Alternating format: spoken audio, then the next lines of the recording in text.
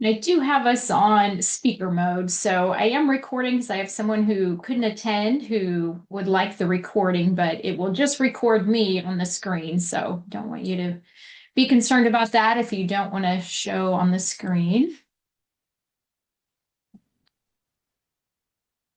Keep an eye on the participants and let other people in as they join. But welcome and thank you so much for joining this morning. We are going to talk about planning for your future after high school.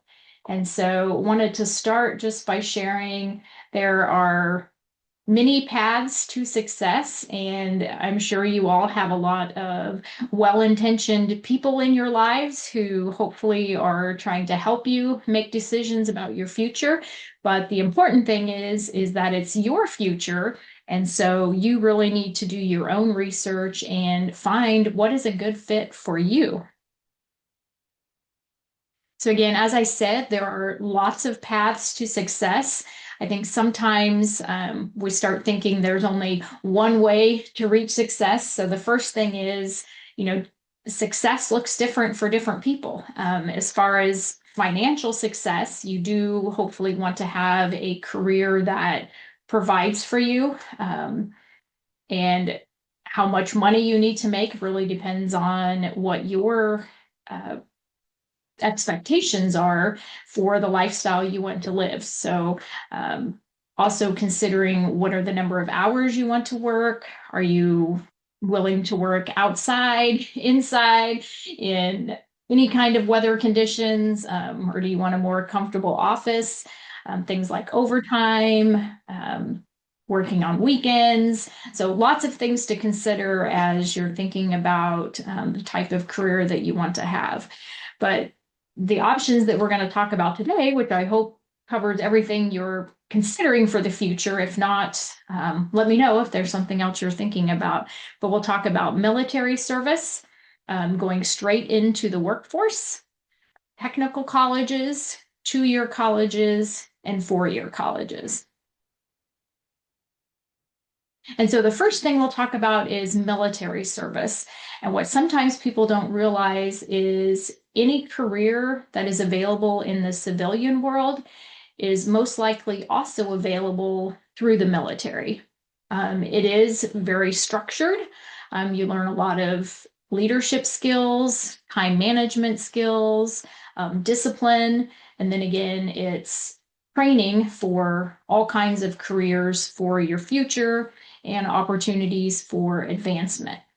So with each path, we'll also talk about some of the, I would say, kind of advantages and also some things to consider. So lots of rewards in the military.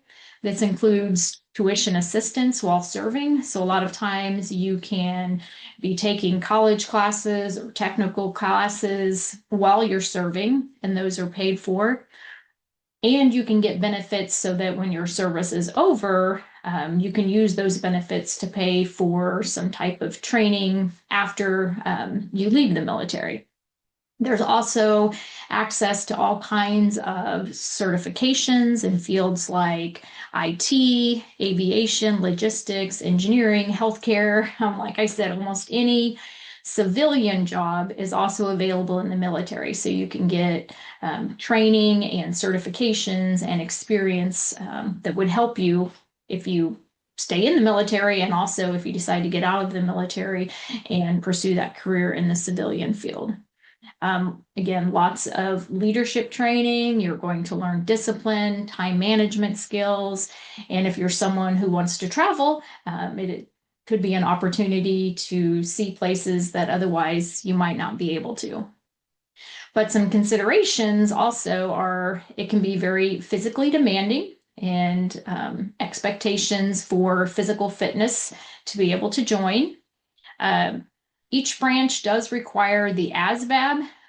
This is a test specifically for the military, and it determines your eligibility. So there are practice tests. You can even get online and just, Google ASVAB and learn more about it, learn ways to prepare for it.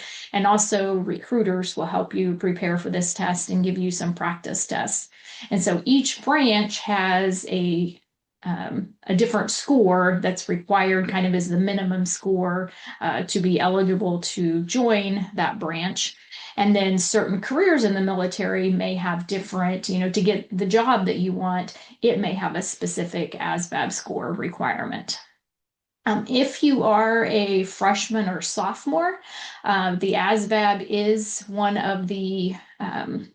it is one way that you could meet a post-secondary asset. So if you are interested in the military, earning the qualifying score on the ASVAB would be one of the post-secondary assets required for graduation. Again, that's just for freshmen and sophomores with the new graduation requirements that are coming from the state. Other considerations, it could be considered kind of a high pressure environment, constantly going to be evaluated. Again, lots of discipline, which can be a good thing, but depending on your personality, whether you really like that disciplined lifestyle or not. And sometimes loss of personal freedom. So your schedule is going to be set, the location where you're going to be. You can request where you want to be stationed, but you're not guaranteed that. So you kind of have to be willing to go wherever the job is that they send you to. And this can mean that you're deployed or relocated, sometimes far from your familiar support system. So away from your family, away from your friends, away from those support systems that you're used to. And then, of course, you can also be deployed to potentially dangerous environments, unpredictable events.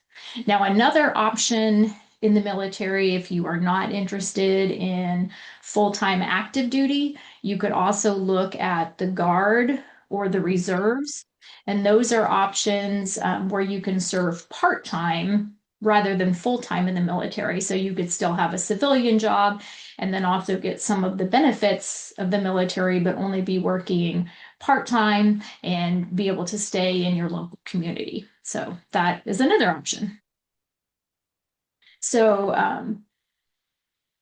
some steps if you're thinking about joining the military, because GVA is statewide, I can do my best to help you find a recruiter, but your high school counselor should have your local recruiter's information. So they would be a good contact if you want to get in touch with a recruiter. You can also go online to military.com and request information, get set up with a recruiter. Again, I would encourage you to do your own research. So look at the websites for each branch, talk to people that have served, talk to recruiters, get as much information as you can for yourself. Again, prepare for the ASVAB because the higher you score on that, number one, that's going to help you be eligible, but then it's also going to make you eligible for more jobs and hopefully the job that you're interested in. And then preparing physically, the recruiters can let you know what the physical requirements are going to be to join. They often will put you on a workout schedule. If it's someone local, sometimes they'll even work out with you, or have the opportunity for you to come do group workouts so that you can start preparing for that. And then, as I mentioned, just, talking to people about their experiences. Again, this is your journey, but getting as much information as you can, both from internet, from recruiters, and from people that you know.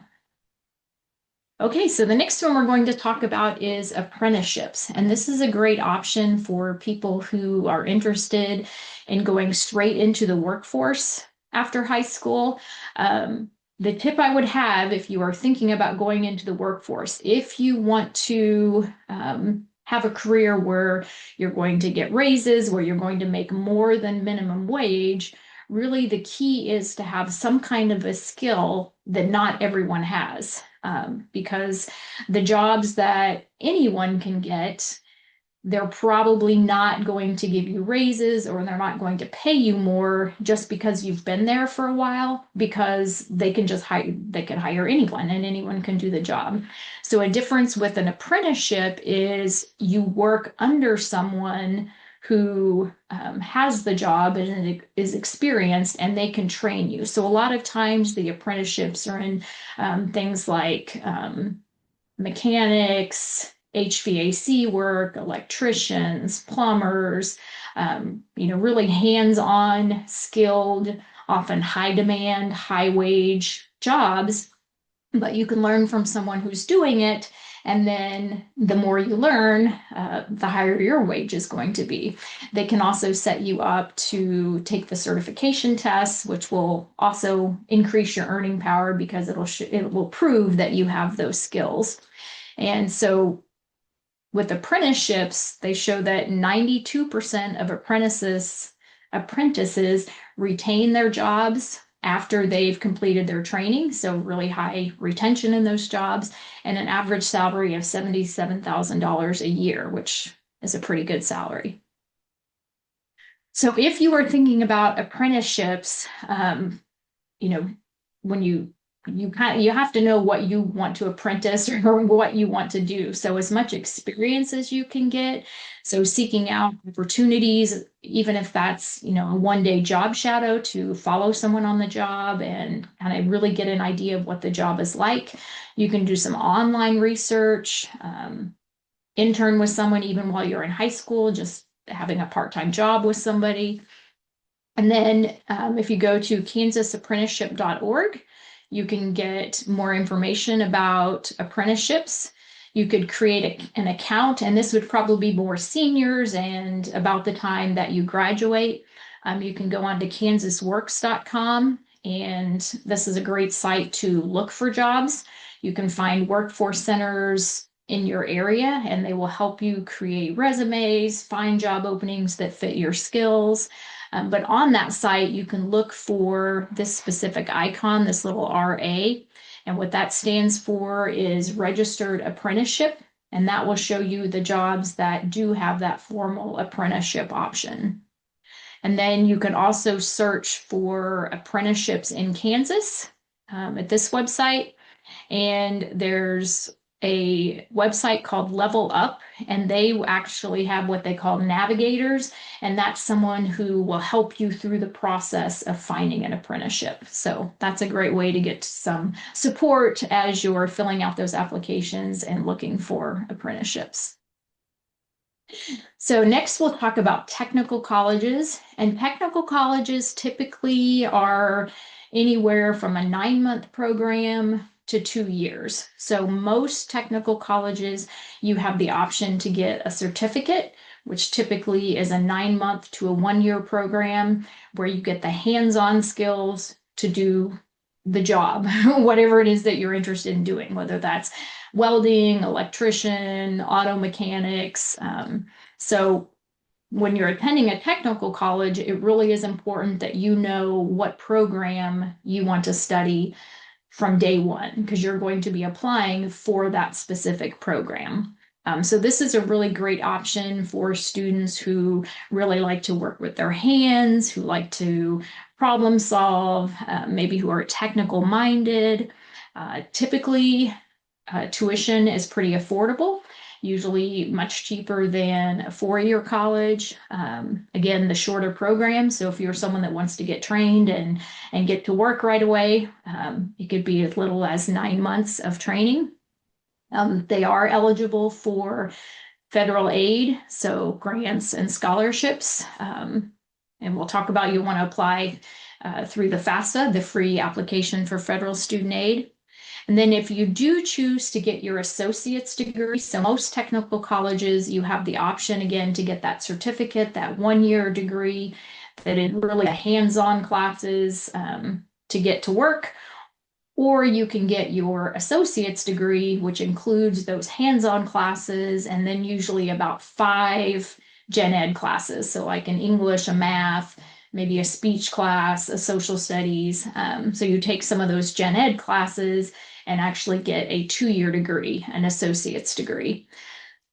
In some programs, if you want to move up and be maybe the manager of the program, sometimes having that associate's degree will help you move up.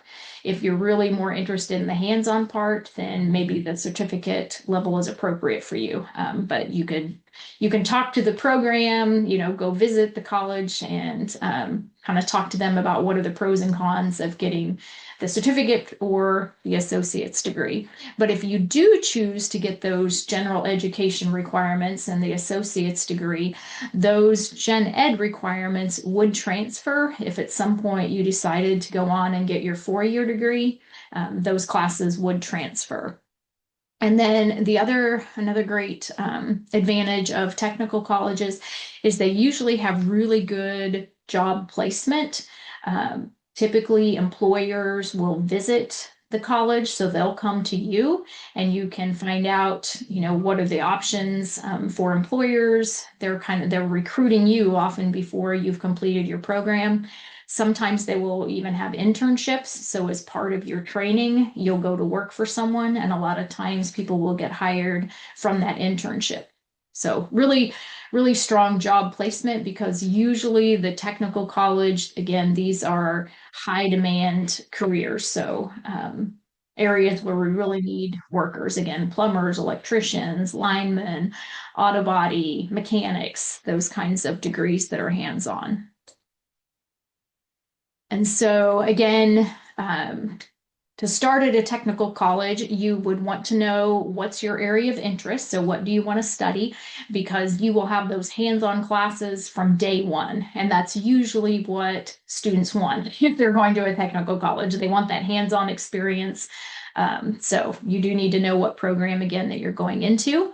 And then a lot of technical colleges will encourage you to also maybe take some business classes because often with a technical degree, the skills that you're using, you could become your own boss.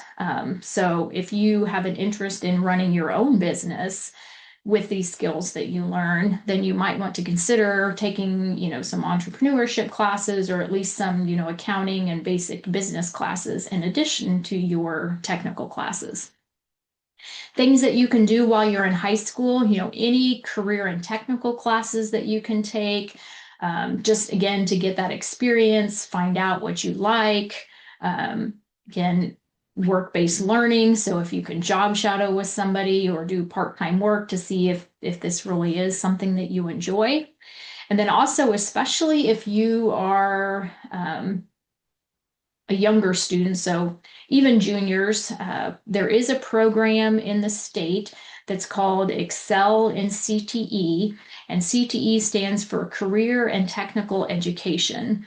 And what the state has done has identified these career and technical areas where we have a shortage of workers, and you can actually take college classes in these technical programs while you're in high school, and the tuition is either free or it's greatly reduced. So one of the most popular examples is the CNA class. Often you can get your CNA certification for free if you take it while you're in high school. EMT is another one. It's greatly reduced to get your emergency medical technical certificate while you're in high school. But also, if you live close enough to commute to a technical college, you could actually get your technical degree while you're still in high school, again, at a greatly reduced rate. So say if you wanted to go into auto mechanics or welding or HVAC, you could take those classes at the technical college while you're in high school at a reduced rate. If you can't totally finish the program, then you could finish it after you graduate, but you'd have that head start. And the reason they do that is they're wanting to promote high school students to go into those areas, again, because we have a shortage of workers. So there are also lots of technical scholarships through the state. Again, because they're trying to encourage people to go into these degrees. And then when you apply for admission to the technical colleges, they will also have scholarships for their specific programs. So there's a lot of financial aid available for technical programs. And then the last one we'll talk about is 2- and 4-year colleges. So 2-year colleges, sometimes called junior colleges, community colleges, 2-year colleges, that's That's kind of all the same thing. It's a 2-year degree. And then there's the 4-year degree, which is the bachelor's degree. Sometimes programs will just require an associate degree, which is a 2-year degree. There's some, especially like in the medical field, in businesses. If you don't want to commit to a 4-year degree, a lot of community colleges even just have a general studies where you can get that 2-year degree. So the difference here is you don't necessarily have to know what you want to study right away, like you would in a technical college, because you're going to take a lot of what are called general education requirements, or sometimes they're called prerequisites. You're going to be taking English, math, science, social studies, speech, kind of like you did in high school. So it's really about getting this theoretical foundation and kind of a broad-based education. And so some of the things that you want to think about when you're trying to decide whether you want to get a 2-year degree or a 4-year degree, or even if you plan to get a 4-year degree, but you're considering starting at a 2-year college, what I will say is typically a 2-year college is less expensive. The tuition sometimes is like a third of the cost. So it is a cheaper option. So one thing to consider is the cost. Is it a good financial fit? What can you afford? What kind of financial aid are you getting? And then campus experience. For some students, this is really important. For some, it's not. The things like, are you wanting to go to a large campus or a small campus, in the city, somewhere rural? Just the location. Are you wanting to stay close to home or go farther away? Things like campus life. Do you want somewhere where you can live in residence halls? Um, are you wanting, kind of that Big 12 experience with big football and basketball, the sports? So what kinds of things are important to you as far as campus life, and what's a good fit for you? Then transfer options. So if you start at a 2-year college, I will say colleges have done a really good job of lining up their credits so that you can transfer. If you start at a 2-year college, you can transfer those credits to a 4-year college. I do recommend that I've got some links here, do your research of what classes you actually need for your program so that you're not taking extra classes that aren't going to transfer because they're not required for your program. But in general, every program is going to need Comp 1, the first English, college algebra, or some kind of a math class, a social studies class, probably a speech class. And we do offer those classes. We do have concurrent credit opportunities at GVA. And so that means you can take a class that our GVA teachers teach. So the high school teachers are teaching them, but they're taught through the college, and we partner with Wichita State Technical College. So you're actually getting college credit and high school credit at the same time. And then you can transfer those when you go on to college. They would transfer wherever you plan to go. So if you wanted to get a head start, you could take advantage of those concurrent credit opportunities. Then just knowing what degree you want, and does it require that 2-year degree, the associate's degree, or do you need the 4-year degree? So kind of just what you're wanting to do and what degree it requires.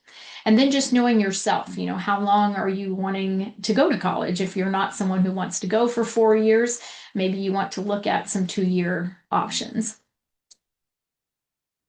So again, I'll put a link to this. It's on the last slide, but the state of Kansas does have what they call the Kansas System-Wide General Education Framework. And this is 35 to 36 credit hours, college credit hours, that if you take these specific credits, and they're in these areas, English, math, science, arts, humanities, and social sciences, if you take all of those credits at one college, they are guaranteed to transfer anywhere else in the state as a package. So it used to be that colleges didn't really communicate very well, and when students transferred from one college to another, their credits didn't always transfer. So this is a way kind of to give you peace of mind that you're going to be able to transfer these credits if you change schools, especially if you're starting at a 2-year college and then transferring to a 4-year college. I would recommend, taking all of these credits in one place so that they transfer as that package. And so this last slide has some of the links for each of the areas. Again, the military service, apprenticeships, technical colleges, and I am a good contact. I'm the graduate coach at GVA, and so part of my role is helping students plan for after high school. So if there's something that you're wanting to research further, you can contact me and I can help you with that. Your high school counselor is also a great resource. And then this very last slide has live links. So if you want to find a recruiter, there's a link where you can search for your area and find a recruiter. If you want to learn more about the ASVAB test and maybe practice, know what the qualifying scores are, you could look at that. If you are wanting more information about apprenticeships, if you want to create that job seeker account and actually look for jobs in Kansas, and you can search for the ones that are registered apprenticeship specific if you wanted to. I put the link if you want to connect with a level up navigator who will help you in that job search and apprenticeship seeking. You could sign up there. I have a link to the Excel and CTE in Kansas program. So if you are interested in maybe taking some technical classes that are free tuition or reduced tuition while you're in high school, that's a great source to get that information.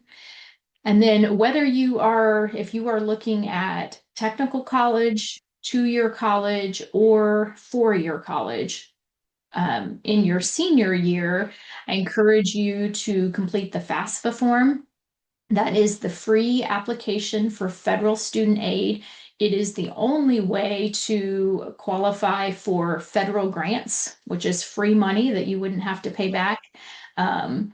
Federal loans, which you could compare. Usually those are cheaper interest rate than you could get anywhere else. So if you're going to take out a loan to help you pay for college, you're probably going to get the best interest rate with the FAFSA.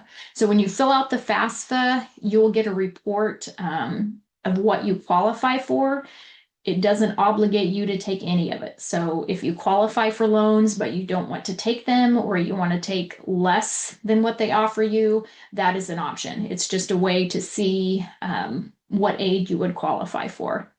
And I did just send out an email yesterday. The Board of Regents is having some free online information nights about the FAFSA. And then they're also having some free one-on-one help. So you join a Zoom and they'll one-on-one answer your questions or actually help you fill out the FAFSA form. So I sent that email yesterday, if you want to check that out. I actually think the first information night is tonight. Then also wanted to point out a link to the Kansas Promise Scholarship. This is a scholarship that potentially could entirely pay for your tuition. It is only good in Kansas, number one, and it is only good at technical colleges and 2-year colleges. So again, they're looking at specific high demand programs, often those hands-on technical areas. It does include healthcare, but then a lot of the, again, mechanics, HVAC, electricians, welders, linemen, areas where we have a shortage of workers. And so they have the Kansas Promise Scholarship. It is first come, first serve. I think the application opens this month. So this would be your senior year, but if you are a senior looking in those programs, definitely check out the Kansas Promise Scholarship. And then I also put a link to this post-secondary education and training program search. This link lets you search colleges, so you can put in, if you're interested in nursing or teaching, whatever you're interested in studying, you put that in the search bar, and then it will show you all of the colleges in Kansas that offer that program. So it helps you just see which colleges offer the program, and then you can go to that specific college website and get more information. And then this last link is that system-wide bucket transfer that I talked about. So it will list the specific classes that if you take, these college classes all at the same institution, they are going to transfer as a package to any other college that you plan to attend. And then finally, I just have my email and phone number so that if you do want more information or have questions, feel free to reach out to me. We can meet one-on-one, or you can email me your questions if you're, wondering what classes you have to take for a specific program, or, how do I find what colleges offer this program? Any questions about kind of planning for post-secondary education, you can check with me about those. So I am going to stop sharing. And then I think I have a link to, whoops, nope, I don't. There we go. Yes, I do. So I am putting a link to the slides in the chat. And so if you want to grab that link, or again, if you want to email me, I'm going to put my email address in the chat too. Or you can email me and I will send you the link. But that has all of the slides, and most importantly, the last slide that I shared has the live links, so you can just click on them and it will take you directly to those websites. So now I am going to stop.